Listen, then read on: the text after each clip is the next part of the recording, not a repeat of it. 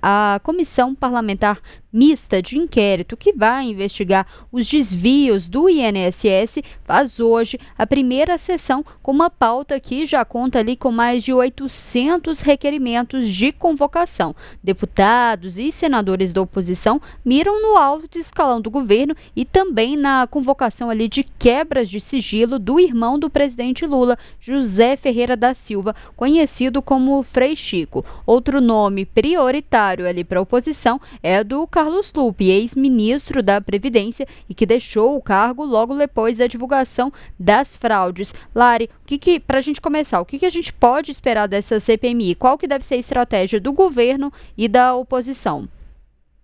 Olha, Letícia, a gente primeiro precisa contextualizar, né? A gente vem conversando bastante sobre isso aqui no Primeira Análise, sobre como a definição da presidência e da relatoria da Comissão Parlamentar de Inquérito, essas escolhas representam uma derrota para o governo federal. A gente lembra que tanto o nome de Carlos Viana para a presidência da comissão, como também de Alfredo Gaspar para a relatoria, eles não eram os acordados, digamos assim, não eram os nomes definidos ali, inclusive pelos presidentes da Câmara, Hugo Mota, e do Senado, Davi Alcolumbre, para que estivessem à frente da CPMI, ou seja, o governo já entra aí com essa derrota, tendo que negociar, articular, mesmo já tendo essa derrota.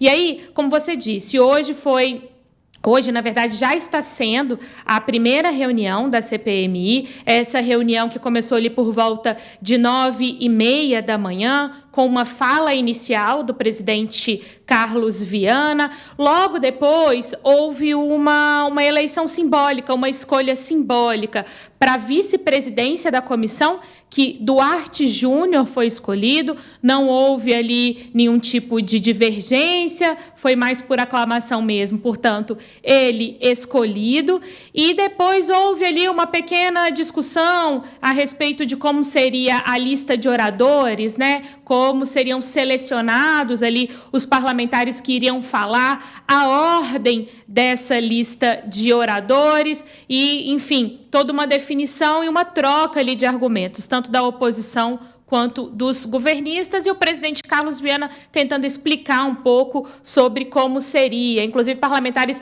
dizendo que estavam ali no plenário da comissão desde 7h30 da manhã para garantir que estariam ali nos primeiros lugares desta lista de oradores. É importante também a gente destacar, porque às vezes parece um pouco bobo, né, falar assim, mas é só uma lista de fala, né, de oradores, mas não, né? Essa ordem ali, essa colocação na lista, ela é considerada muito importante pelos parlamentares, principalmente quando você consegue aparecer ali já nas primeiras posições. Por quê? Porque quando começa a sessão, quando começa a reunião da comissão, é quando os holofotes estão realmente todos voltados para a comissão. E aí a fala do parlamentar acaba ganhando mais destaque. Se essa colocação, né, se o parlamentar acaba ficando ali para as últimas colocações, com o passar das horas, a reunião vai perdendo um pouco desse holofote e aí também o destaque vai ficando menor. Mas, Letícia, voltando ali à sua pergunta inicial sobre o que esperar de governo e oposição, né? Bom, essa vai ser a gente pode esperar um embate de narrativas, né? O governo tentando mostrar, tentando destacar, né, e fixar a mensagem, digamos assim, de que as fraudes começaram antes do atual governo do presidente Lula, tentando mostrar que isso já vem acontecendo há alguns anos e que é mérito do governo, né, algo positivo feito pelo atual governo federal, ter desvendado e ter garantido esse pagamento, e a oposição do lado oposto ali tentando fazer essa conexão entre as fraudes e o atual governo do presidente Lula, tentando ligar ali a questão da corrupção com o governo do PT. Então, a gente pode esperar esse embate, não só de narrativas conforme as declarações, né, dos parlamentares, tanto da base quanto da oposição, mas tentando emplacar também ali os seus requerimentos, seja de convocação, que é quando a pessoa é obrigada a estar ali, né, seja de convite, quando há a possibilidade de que a pessoa não compareça, né, não esteja ali. Fora isso, também requerimentos de pedidos de informação para os diversos órgãos, como a gente viu na pauta de hoje, inclusive, né? Pauta de hoje que traz ali uma série de pedidos, daqui a pouco a gente fala um pouquinho dela, mas que mostra também ali requerimentos de informação junto à Controladoria Geral da União, junto ao Tribunal de Contas da União, e isso vai caminhando. E aí, Letícia, só para abrir um parênteses a respeito de tudo isso, né? Você falava mais cedo sobre o Frei Chico, né, irmão do presidente Lula, e existe uma expectativa muito grande em torno desse requerimento, dessa convocação dele, mas especificamente hoje esse requerimento não está na pauta da CPMI, não estava na pauta desde a última vez ali que a gente atualizou, né, por volta ali de 9h da manhã. Então vamos ver como que isso vai caminhar ao longo dos próximos dias, mas essa é a conjuntura, né, o panorama atual dessa primeira reunião da Comissão Parlamentar de Inquérito do INSS, Letícia. Claro, eu ia perguntar justamente isso, né? A oposição tem ali mirado na questão de, como você bem mencionou, né? O governo vai falar que não começou no governo dele, a oposição vai falar que essas fraudes cresceram exponencialmente nesse governo, e a oposição vai mirar principalmente ali no Frei Chico, que é o irmão do presidente Lula. E aí, para você que está nos acompanhando, qual que é a relação, né, do irmão do presidente Lula em toda essa questão ali da CPMI, da fraude do INSS? Frei Chico, que é o irmão do presidente Lula, ele é vice-presidente do Sindicato Nacional dos Aposentados e Pensionistas da Força Sindical, e é uma associação ali investigada pela Polícia Federal por suposto ali descontos ilegais. E aí tem até uma matéria, eu te convido aqui também a acompanhar, acessar o portal tempo.com.br e também acessar esse material que o Tempo Brasília fez. Tem 7 requerimentos já pedindo a convocação do irmão do presidente Lula, que, como a Larissa falou, vai ser uma das estratégias ali para poder mencionar. Mas, Lari, de fato, tem algo ali ligado ao irmão ali do presidente Lula? Por enquanto, ali só é uma associação ali com suposto desconto ilegal, mas não tem nada de fato ali que liga. Mas, de fato, a oposição vai explorar bastante isso, né? Exato, né? Ele tendo que estar na comissão, né, Letícia? Vai ser algo muito explorado pela oposição, e o governo tendo que marcar uma presença ali na comissão para tentar frear, de repente, determinadas perguntas ou determinadas conexões, né? Mas aí, Letícia, só para a gente trazer também para quem nos acompanha o que está sendo analisado hoje em termos de requerimentos, né? A gente destacou aí para você que nos acompanha 3 requerimentos que pedem ali que ex-ministros estejam presentes, que eles participem ali da Comissão Parlamentar de Inquérito. Como a Letícia disse, um deles é de Carlos Lupe, ele que foi ministro da Previdência. Ele entregou o cargo, né, algumas semanas depois do escândalo ser revelado, né, ganhar ali destaque, ganhar os holofotes. Temos também outros ex-ministros do Trabalho e Previdência, como José Carlos Oliveira, e temos também ali outros ex-diretores, ex-presidentes de órgãos que têm relação com o INSS também nessa pauta, ou seja, os parlamentares precisam fazer a análise desses requerimentos. O que acontece, né? Um parlamentar, por exemplo, o relator, ele apresenta ali o seu requerimento, eu quero pedir, né, que o ex-ministro Carlos Lupe seja convocado para dar explicações a respeito da fraude no INSS. Esse requerimento, portanto, precisa ir à votação, ou seja, os parlamentares que integram a Comissão Parlamentar de Inquérito precisam fazer essa votação. Então, a gente lembra que são 15 deputados e 15 senadores, porque se trata de uma comissão mista. E aí vai ter a votação ali por maioria, né, aprovando ou não aprovando aquele requerimento. Mais cedo, o presidente da comissão, o Carlos Viana, dizia que aqueles requerimentos de consenso, ou seja, né, que todos concordam ali, ou a maioria concorda, que precisam ser aprovados, eles vão ser votados em bloco, ou seja, vão pegar ali todos aqueles requerimentos de consenso e vota de uma vez só, 2, 3, 4, 5, 10 requerimentos, essa votação em bloco. Aqueles, né, que estiverem ali envolvidos em muita divergência, falta de consenso, eles não. Eles vão ser destacados e vão ser votados ali um de cada vez e não em bloco. Então, inclusive, agora, nesse momento, eles devem estar nessa definição de o que vai ser votado em bloco e o que vai precisar ser destacado, tendo em vista alguma possível divergência. Letícia, mas esse vai ser o rito, né, da sessão de hoje, depois de, como eu disse, dessa definição do vice-presidente, sendo, portanto, o Duarte Júnior. Letícia. Lari, você fez uma contextualização explicando por que foi uma derrota do governo, mas também ali a gente pode considerar que também foi uma derrota ali para o Hugo Motta e o Alcolumbre, porque eles já tinham ali, inclusive ali, indicado quem que eles gostariam que fosse indicado ali para a presidência e a relatoria, e no final das contas não foi nenhum dos nomes indicados nem pelo presidente da Câmara e nem pelo presidente do Senado. A gente falou em uma derrota do governo, a gente pode falar também em uma derrota ali do Alcolumbre e do Hugo Motta,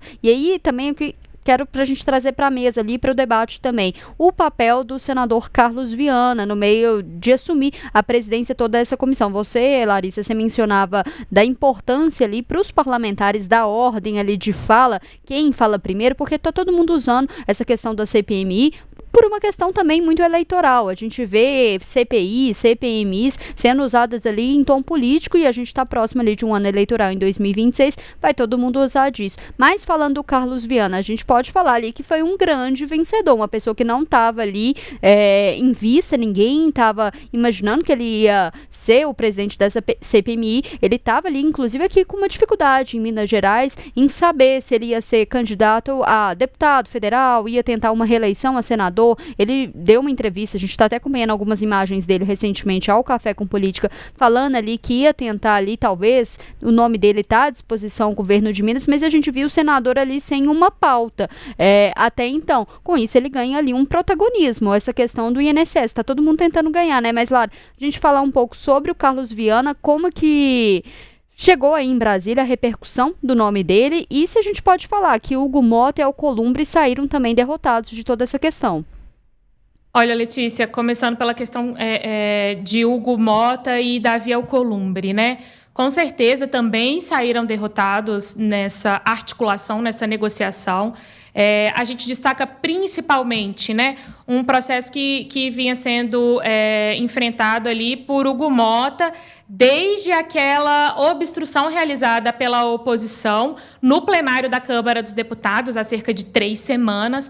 Aqui, todo aquele processo, né, todo aquele motim ali, ele desgastou muito a imagem de Hugo Motta. A gente já falou isso aqui algumas vezes, né, e a gente vive repetindo porque é uma imagem muito simbólica de como que o Hugo Motta perdeu ali as rédeas do comando da Câmara dos Deputados, quando naquela imagem ele tenta sentar, né, ocupar sua cadeira de presidente da Câmara na mesa ali do plenário, e ele é impedido durante vários minutos, ele não consegue chegar ali na cadeira. Então, é uma imagem muito simbólica disso, né? Ele, logo depois, ele tenta recuperar o comando da Câmara. A gente lembra que a oposição vinha ali dizendo que só acabaria com aquele movimento se a anistia aos envolvidos no 8 de janeiro fosse pautada, ou mesmo se o fim ali, a mudança em relação às investigações, a foro privilegiado e Supremo Tribunal Federal em relação às apurações que tratam de parlamentares, se isso também fosse modificado, ficou aquele cabo de guerra logo depois do auge da obstrução.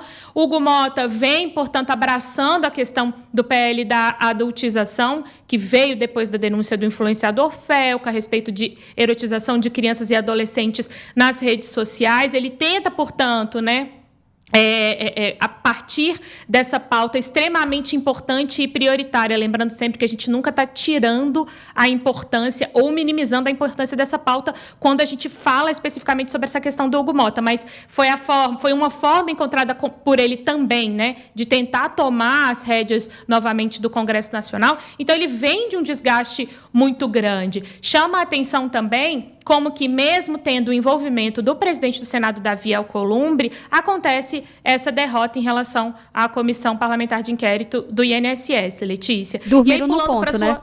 Oi? Dormiram no ponto o governo, né? Exato. A gente até falou aqui no Primeira Análise que conseguiu ali adiar essa questão do INSS, isso ajudou a melhorar ali os indicadores, as últimas pesquisas, a avaliação do governo. A gente viu que também quando começa ali o pagamento do ressarcimento, isso também ali contribui para a idade, mas como que tem uma derrota dessa ali, a oposição muito próxima da eleição para deixar isso, né, de bandeja ali para a oposição, né?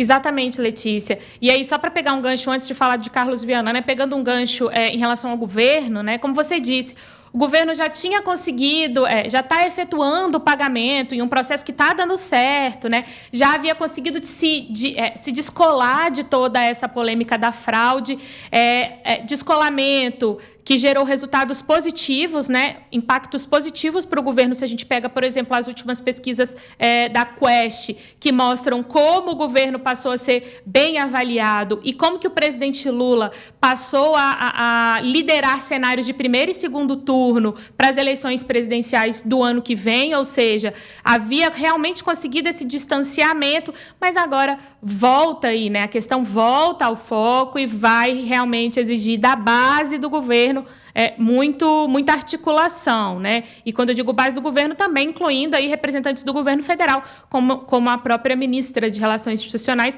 a Gleisi Hoffmann. Mas aí, Letícia, fechando esse parênteses e voltando para a questão do Carlos Viana, é o que você disse, né?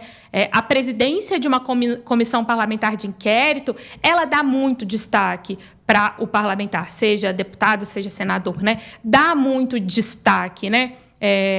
Não só pelo poder que o presidente tem na condução dos trabalhos, claro, mas porque isso gera muita repercussão, né? Então, acredito que Carlos Viana ganha entra em uma nova fase, digamos assim, com o início, de fato, das reuniões da CPMI. A gente lembra que os trabalhos, inicialmente, né, o tempo de duração dos trabalhos da CPI, o tempo previsto é de 180 dias, que podem ser prorrogados, ou seja, né, a CPMI vai funcionar até o ano que vem.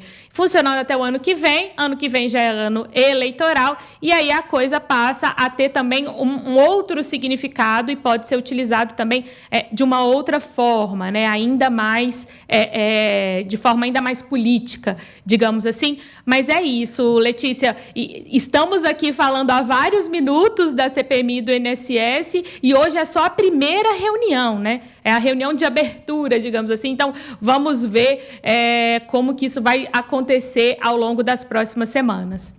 Só fechando sobre isso aí do Carlos Viana, da importância para poder mostrar, principalmente para você que está nos acompanhando, disso para o Carlos Viana, para ele voltar, né, a ter um protagonismo. Carlos Viana disputou a Prefeitura de Belo Horizonte no último ano e Carlos Viana teve menos ali 1% dos votos. Teve vereador de Belo Horizonte que foi votado mais do que o Carlos Viana. Então, ele estava numa situação ali politicamente complicada. Como que ele ia fazer em 2026? Ia tentar Senado, ia tentar ali deputado federal, deputado estadual? Muita gente estava realmente ali tentando discutir, analisar qual que ia ser o caminho encontrado ali pelo senador, porque até então ele estava sem uma pauta, e agora pegou essa pauta, então ali foi um grande mérito ali para o Carlos Viana, que vamos ver como que ele vai conseguir aproveitar essa oportunidade que ele está tendo para poder ali se alavancar em relação a isso. Mas, Lari, a gente está falando sobre toda essa questão ali da CPMI, mas queria te perguntar como que está o andamento ali